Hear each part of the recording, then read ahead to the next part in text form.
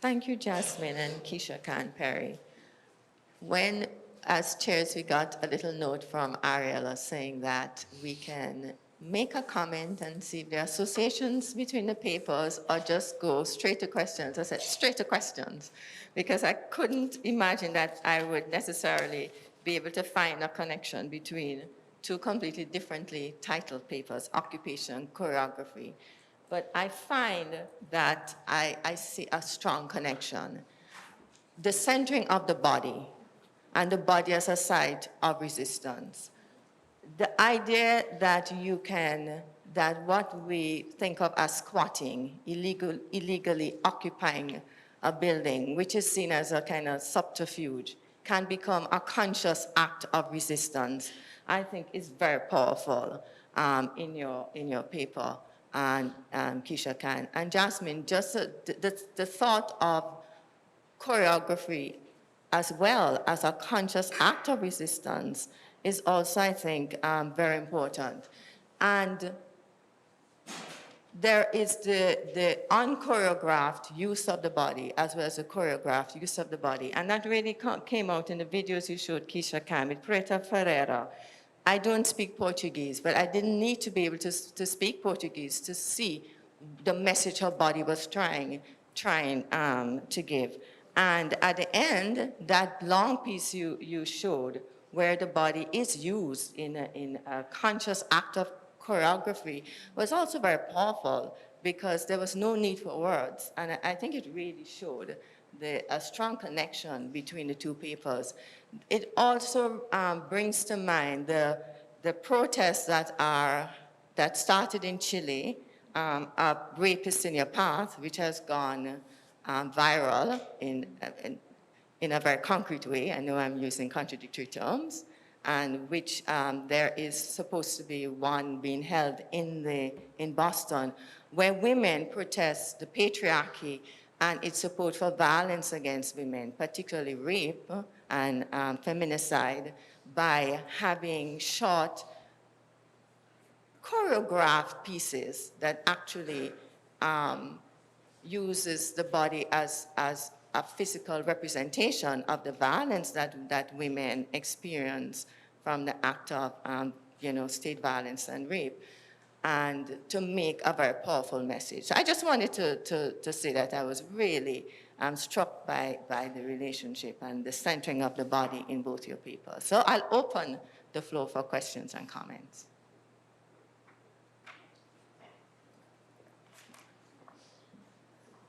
Yes, there's a question. You want to stand up? You need a mic. Thank you so much. Really appreciated both the presentations. And my question comes out of both presentations, but I have a particular question for Keisha. And in the end, when you were making the connection between occupation and resistance, and I wanted to know just a little bit more about it, how you're connecting the two concepts together, and like how do you make the movement, and then also the very interesting things that you brought up about the right to city and the ways in which the struggles are taking place in the periphery. I'd like to know a little bit more about how they're unfolding, if we can do that. Thank you. I'd like us to take a few questions. Yes, Tina Camp. My question is for Jasmine. I really loved the idea that you were articulating about Black dance as a critique of Black life as opposed to indexical, as opposed to being indexical. And I wanted to, what it reminded me of was the more recent, Sadia's more recent work on choreography and how you would situate that critique in relationship to what she's describing as dance as fuel for the radical hope of living otherwise, and choreography as another way, another kind of movement for freedom, another opportunity to escape service, another elaboration of the general strike. And that, you know, in so many ways, your specific reading of eccentric choreography is a gorgeous elaboration of that. The one thing that I see as a tension between them is that Hartman is actually focusing on the chorus as, not breaking out of the chorus, right? That we can actually think about this particular kind of radical intervention as coming from within the chorus because the chorus itself is undervalued. So I was wondering, how you think about the relationship between choreography breaking out of the chorus and reclaiming the chorus itself, right, as an undervalued side of Black articulation of living otherwise. Okay, Marlon.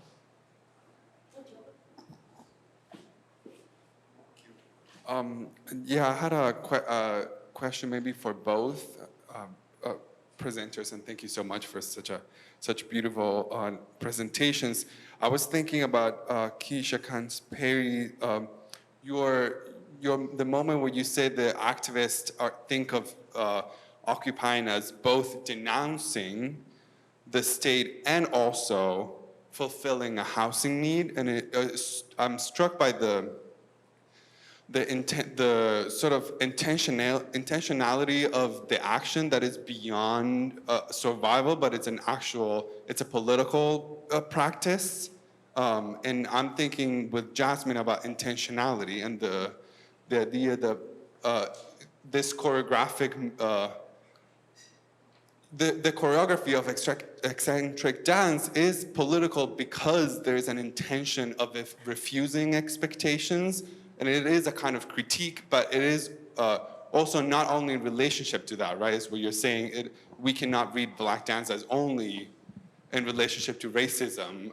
It is about something else. So I'm just interested in the ways that you both really critique the misunderstanding or misreading of Black people and Black political activity, I would say, and the way that people are using specific techniques to counteract that. And we might say they're political, right, in relationship to the conference. So yeah, that is my question. Okay, I suggest we give them a chance to answer now. Keisha-Khan, would you like to go first?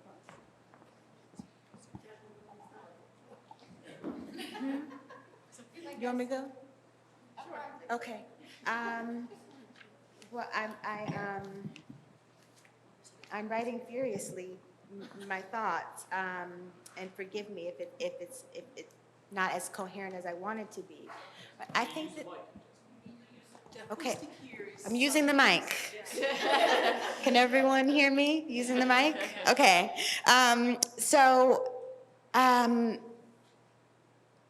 Part of what I'm trying to write against is a kind of, are a number of things. One is that Black social dance is not choreographed.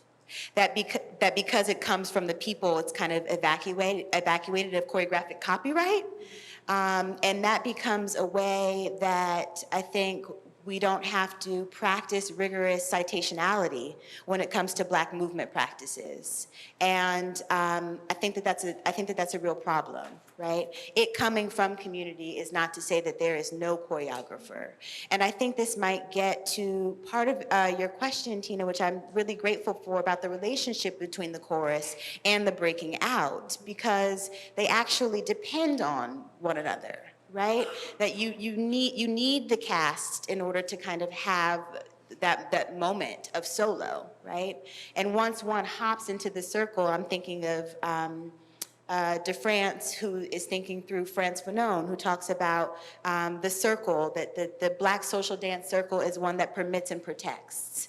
And even when it opens up to perhaps a proscenium stage, there still is a cast of Black sociality that is holding and contextualizing the single dancer. And so for me, I think that they're both intimately related, and the eccentric dancer depends on that broader community, that kind of force and glory of the chorus that I think Hartman writes so beautifully about.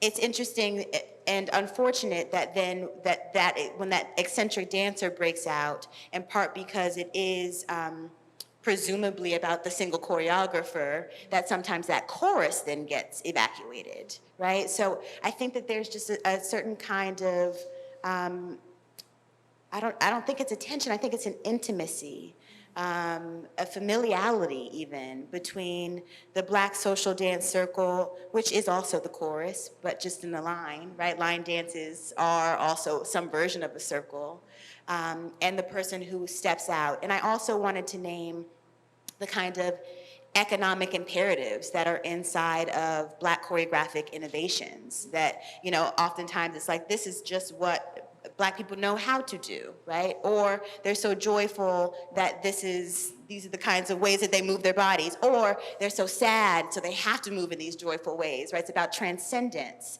And I want to name the kind of material conditions that structure Black movement and Black dance, and to kind of put pressure on the fact that there are all of these other influences that are deeply affecting how one moves, where one gets to move, and sometimes because of the economic conditions of Black dance, a Black choreographer might have to deliberately break away from the chorus, maybe abandon the chorus even, to get the kind of material resources that the whole chorus should be receiving. So that is, I'll stop there. I have more notes, but I'll pause. I'll try to address some of these questions. Interestingly enough, I think the part of the paper that I didn't write was the one around how these occupations are choreographed in many ways, to use the term. So yes, they're choreographed in the sense, and Carmen, one of the activists, speaks to that. They're choreographed, they're well-organized events. They're part of a long tradition, well before many of us have been introduced to even the term Occupy within the context of the United States, that are around attacking, let's say, centers of capital, right? So I think these are, you know, traditions of more than 30 years, right? So I think that's something to think about, that they're reading, there are these schools. I didn't go into details about this, but Preta Ferreira comes out of these social movement schools that I've described in other works, where they have their classrooms where people talk about what are their rights to the city, what are their human rights, what are their legal rights, how cities the owners of these buildings are not doing their social good. They're very intentional about which buildings. They're not just occupying any abandoned building. And I'd forgotten to mention in this paper, I couldn't find a precise number, but there's there's several different estimates, but I think on average, probably at least almost 1,000 abandoned buildings in the center of São Paulo, right? So these are buildings that they've researched, determined, are not complying with any sort of social function that they've chosen to occupy and give new life, right? Understanding that they have to occupy in mass. They're not occupying as individual families. And they occupy, there's a whole choreography about how they occupy, how they show up, who finances, how far in advance they're planning, how they're anticipating who's gonna be at the door when the police shows up. There are all of these things. And I've written about that in other instances where Black social movements are always seen as spontaneous, unchoreographed, disorganized, and not these well-planned events, right, and processes. Also, part of the details around Preta Ferreira's incarceration is that the idea that they've turned these occupations into occupations, right? So occupation as land occupation, housing occupations, becoming job occupations, not as social movements, processes that are aimed at transforming the city. So the idea that you would have self-governed occupation where they're paying, residents pay condominium fees, and I think João Vargas and others have talked about what happens when Black communities decide they want to become condominiums, but they basically organize these cooperatives where they make contributions to an association that pay things like a doorman, pay for video cameras, clean the hallways, install utilities, and really, in essence, organize cultural events and education events. One of the activities that Preta talked about that was essential for her was that she was discriminated against from being from the occupations when she was going to public school in São Paulo. And she decided that she was going to bring her classmates to the occupation so they can see what life was like. These same youth decided they actually enjoyed life in the occupation, and that's how they loved their mother and started calling her Maïa, meaning like little mother. But they also kept returning because that's where they could study for university. That's where they could learn to use computers. Their other infrastructures had been, so to basically combat a certain kind of infrastructural violence within a city where people are being pushed off sidewalks, pushed out, they had created new infrastructure that blacks, for example, could prepare for university and to think about other possibilities in Brazilian society. So the occupation became a new way of life in the city of São Paulo. So I think that's one way to think about it. Going to the question of occupation and resistance, I think I'm trying to think through this kind of quilombist tradition that Abdias Nascimento talks about, and he's one of the few scholars to not just talk about quilombos in terms of their historical context as runaway maroon societies, et cetera, but what it means for, if you start to think about urban communities as being quilombos that survive over time. One is that a lot of these communities were actually rural communities that have now folded into the city, right? That are now actually become part of the city. And what happens when communities now start to create new quilombos in the city center, right? New spaces of refuge that really transgress how we think about spatial belonging. So it's not some faraway territory in the interior of São Paulo, it's in the center of the city that really deals with what in essence are these unwanted lands in a way that before no one wanted to occupy the spaces where Quilombo had been organized during the colonial period,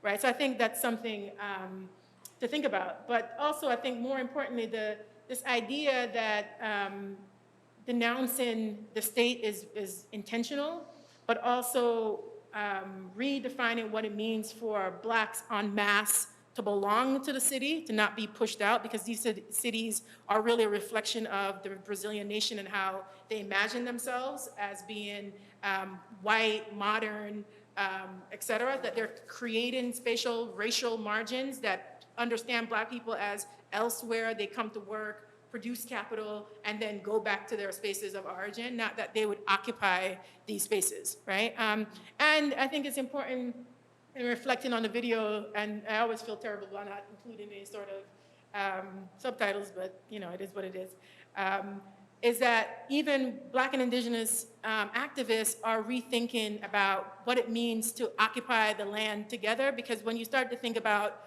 500 years, what does it mean that one, and part of what I hope to do with the longer version of this paper is to really rewrite and rethink the history of these cities through, for example, Indigenous lens, but also to think about what it means to rewrite and understand the city in terms of Black occupation of the city, in terms of its original, in terms of 500 years, for example, before an influx of, let's say, European immigrants that have now redefined what the city looks like. And Black and Indigenous activists saying, look, what happens if we start to rethink our claiming of territory together, not as one being first, or how do we think about this? But think about in terms of being pushed out collectively over time as a process, as a result of colonialism, that we would reclaim these territories, including in the center of the city, and as people who belong to the Brazilian city as well as the Brazilian nation state. So I think that's what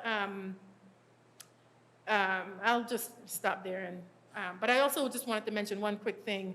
There are also kind of very intentional, other kinds of intentional actions that folks have taken in terms of even the renaming of Black neighborhoods in cities like Salvador. So for example, you'll find a lot of neighborhoods with names like Beirut, meaning Beirut, Palestina, to refer to Palestine. So a reclaiming of these spaces and understanding their global political signification. So it's not just, you know, occupation in a similar kind of way, but it's also, again, as I said before, goes against this idea that they're invading in the way that settler colonialists invaded the land.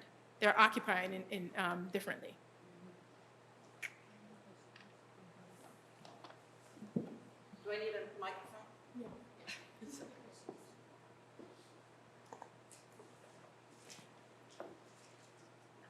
Thank you both for two really extremely interesting papers, and you're absolutely right, they do speak so interestingly with each other. But I guess my question is for Jasmine. And you did use the word vernacular at some point, and so I'm wondering whether, I don't know the field of choreography studies, if that exists, but what would you make of a notion of a kind of vernacular choreography? And, I come from this more, from thinking about vernacular architecture, which is defined as the architecture without architects.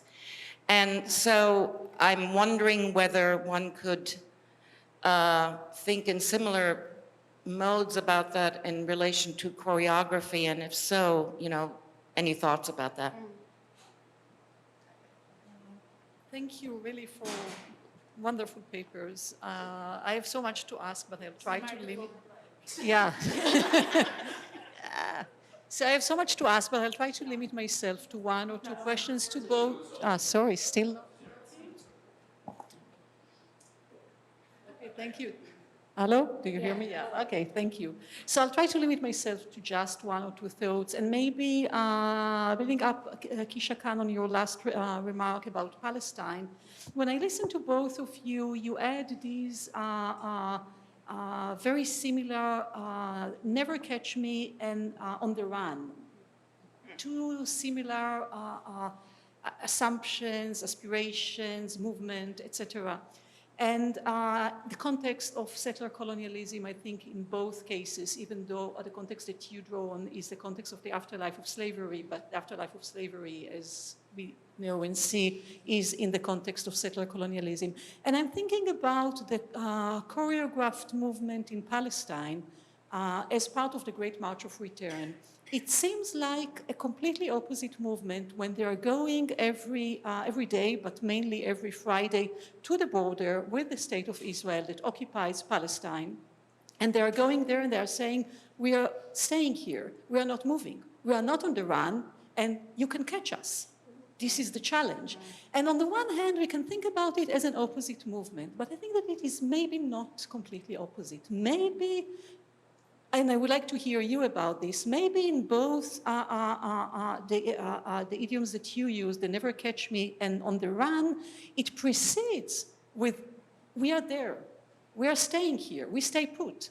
There is a moment when we are on the run, there is a moment when you'll never catch me. But it starts by, or it precedes by staying. It precedes by persistence of presence. So this is one thought that I had, and I would like to hear you about it. And the other one that I wanted to ask, Jasmine, it's mainly for you. I understand the question of the politics of citation, and I think that the question of intentionality was brilliant in your articulation.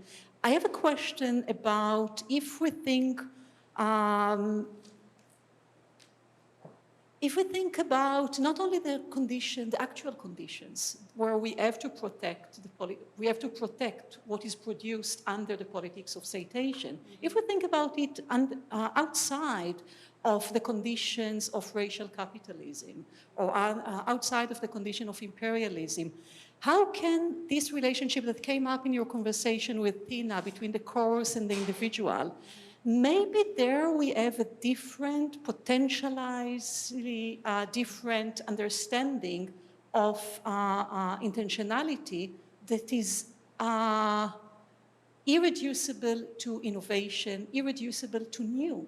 Why do we have to embrace the term of new, which is a term that defines the conditions of racial capitalism?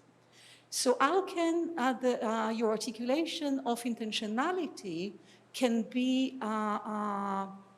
stay within the eccentric dance and the chorus rather than tied to this incentive for the new?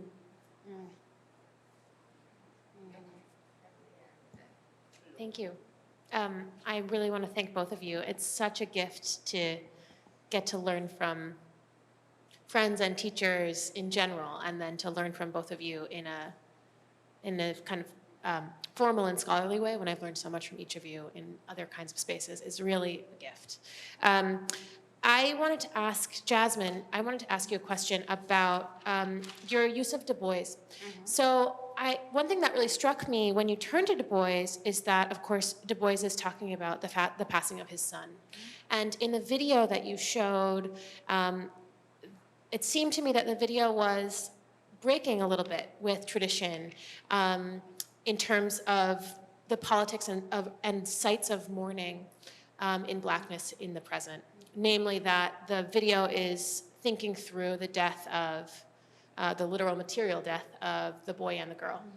And so I was just wondering if you could, to hear you think a little bit about what it means that the girl subject is co-present with this boy subject, relative to the long history of obscuring violence against girl subjects within critiques of racism.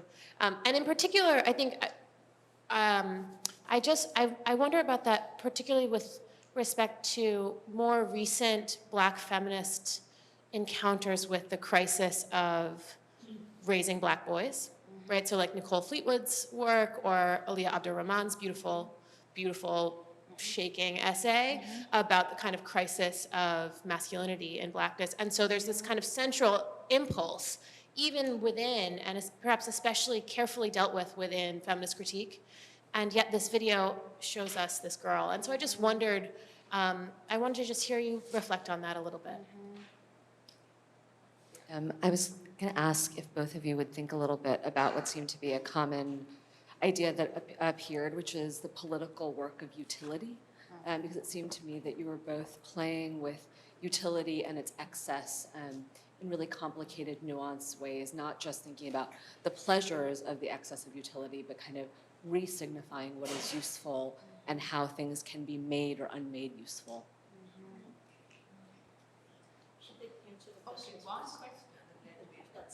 It's getting harder and harder. The list is getting longer and longer. Yeah.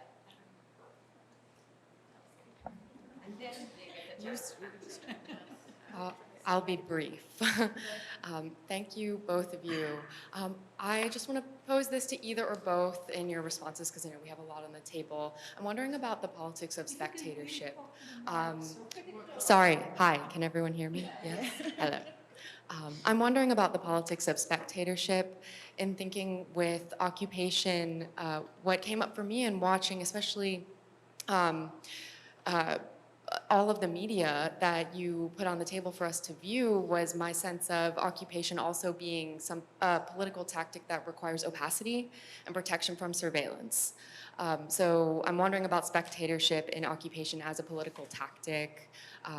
What is the performance of occupation in relation to being seen or not seen? And yeah, I'll just leave it at that. Thank you. Okay. Who's answering?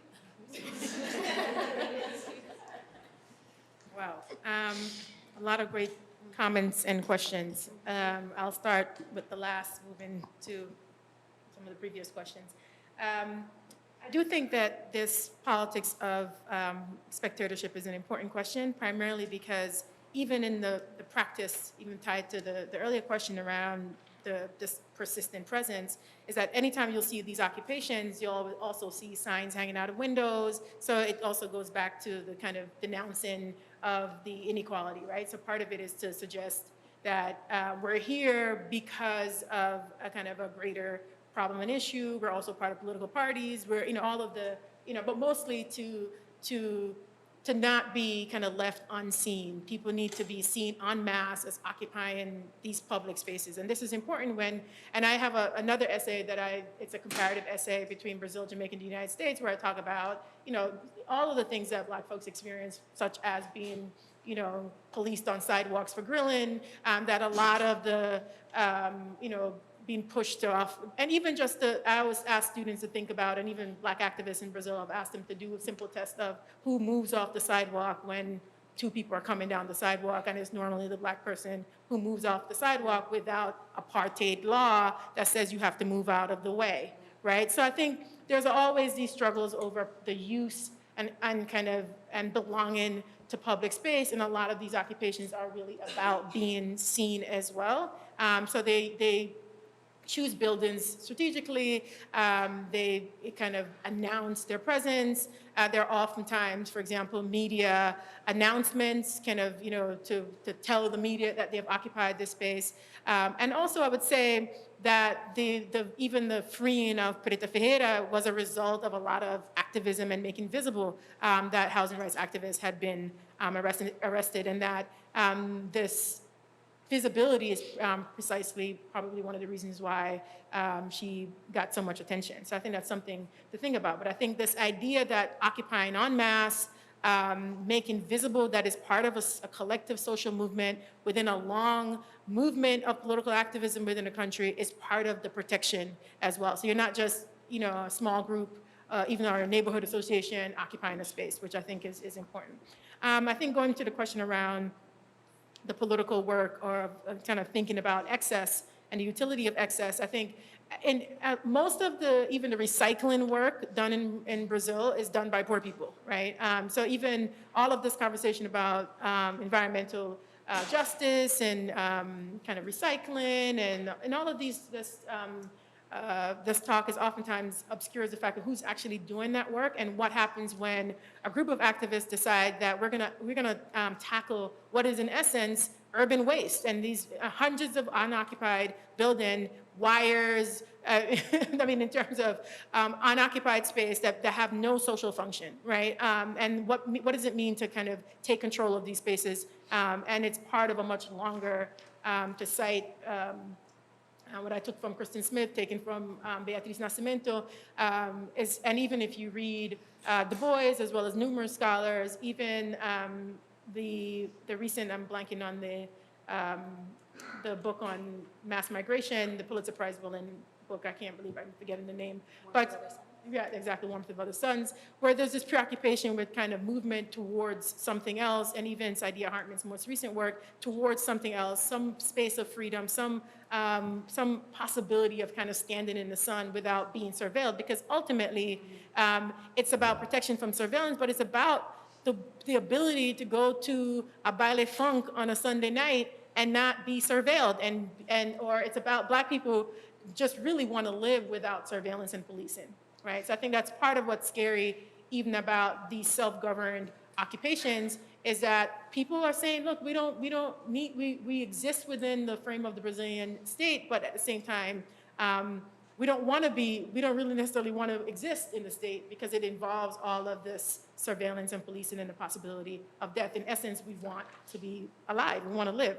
So I think this, going back to the question around even staying, I think what the periphery, the spatial periphery does in Brazil and other places, I would argue, is that it speaks to this kind of invisibility of Blackness. So the national narrative around Brazil being this kind of mixed race population, that Blacks are a minority. I mean, I think partly what occupying space means for the majority for Black folks is that, it kind of speaks to, again, a narrative around Blacks are a majority. We're marginalized because of economic inequality and social and economic inequality. Preta Ferreira, in her first interviews outside of prison, I mean, her main thing was to say, even after on November 20th and November 21st, the day after November 21st, the day after the National Day of Black Consciousness in Brazil, to say, look, we're still living in an apartheid state, we're still living in a colonialist state, et cetera. So I think part of the housing movement is about recognizing that Blacks are rendered invisible and need to claim space in a country that has, in essence, pushing them out. When you do, okay, I'll stop right there. But anyway, so it's doing a lot more. I think partly what I'm trying to do with the work is to say these occupations are doing a lot more symbolic work than just the occupying of the material space that's about the material conditions, as they say, but it's also about denouncing a white supremacist racial logic of the Brazilian, who is the Brazilian man and woman. Yeah, thank you.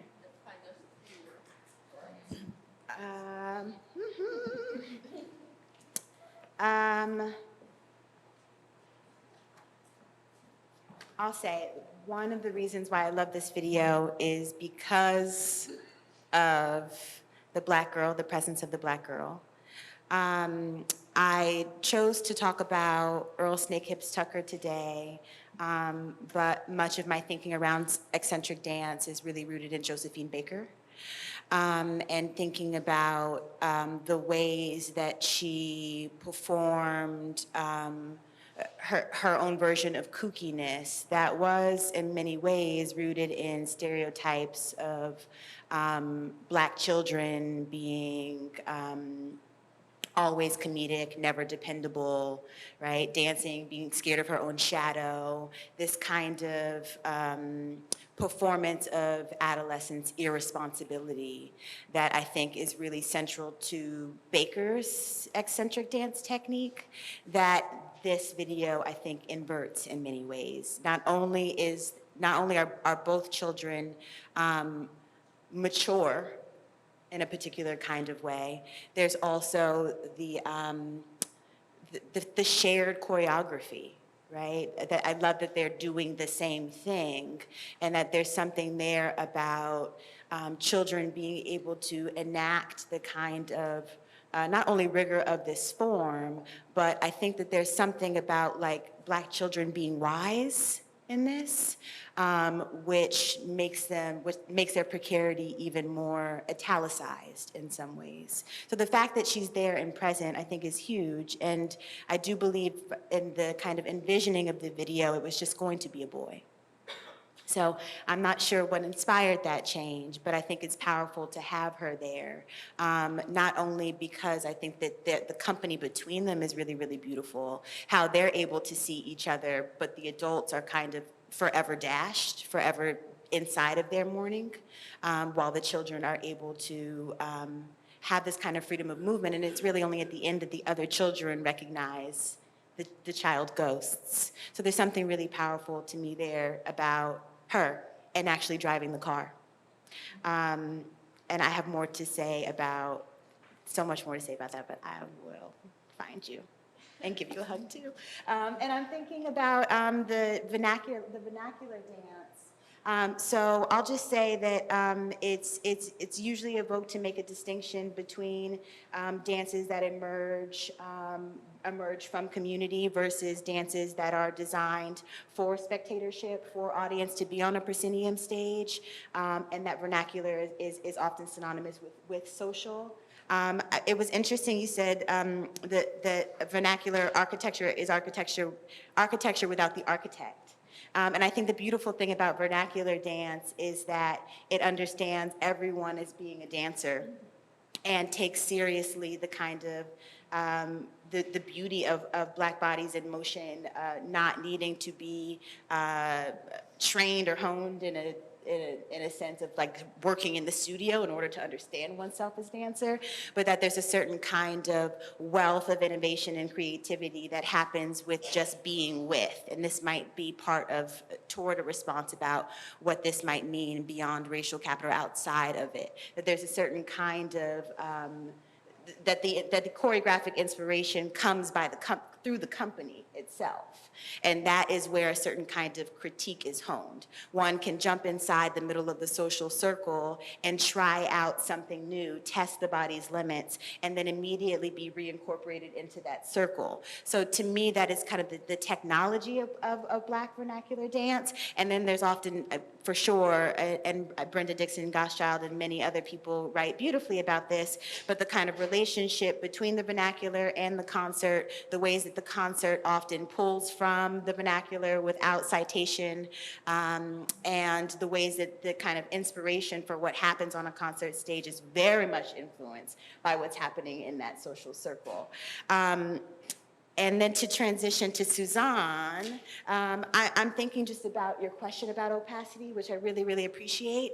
In this sense, there's a certain kind of darting, right, that eccentric dance is based on. But I think that there's also a certain kind of opacity that just it lives inside of Black dance, and that is that there's so many ways to read it. It's very interesting how misinterpreted it is, even when folks are looking directly at it. So it's so multivocal in so many ways that one doesn't, I mean, in this context, one is moving and slinking and dropping and lifting, but also just a black body being still is so misread that a black body in motion carries that same kind of misreading. So there are all of these other languages and I think vocabularies and grammars inside of Black dance that are actually not available to people who are not inside of that social circle. And that's not about exclusion, but I think literacy, right?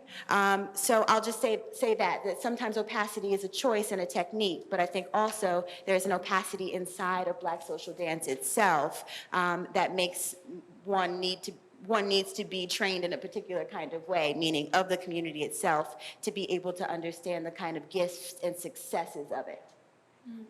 I'll stop there. Okay, we're 2 minutes over our time. My apologies. I want to thank our presenters for 2 wonderful papers and to thank the rest of you for your attention and your comments.